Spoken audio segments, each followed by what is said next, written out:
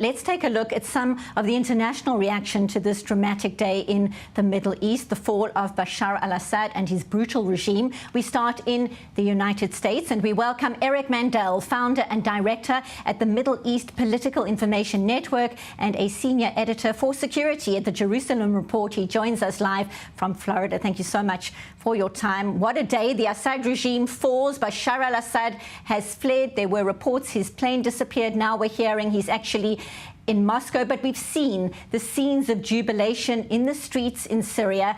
As an expert on the Middle East, what do you make of this moment, the significance of the fall of the Assad regime? So I think the first thing we should say is that 2 weeks ago, this dormant Syrian civil war wasn't on anybody's radar. But here in the States, we're hearing lots of people, and maybe around the world, telling everybody what's going to happen. And I think they're just fooling themselves. I think this is a time for humility, that we really don't know what's going to happen next. So the first question that I would hope the administration is asking itself here in the States is, which is better, having an al-Qaeda jihadist run Syria or having an Iran-dominated Syria? For the short term, I would think having Iran out is certainly in American and Israeli interests.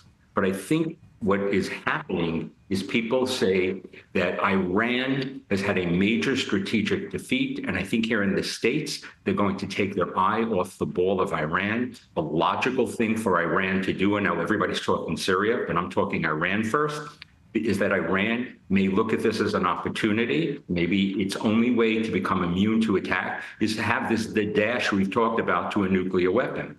And then when I was thinking about all the things that affect U.S. and Israeli national security interests because of what's happening in Syria, I think about now we have Turkey in ascendancy. Erdogan's neo-Ottoman imperialist perspective will now need to be dealt with his ally in Qatar.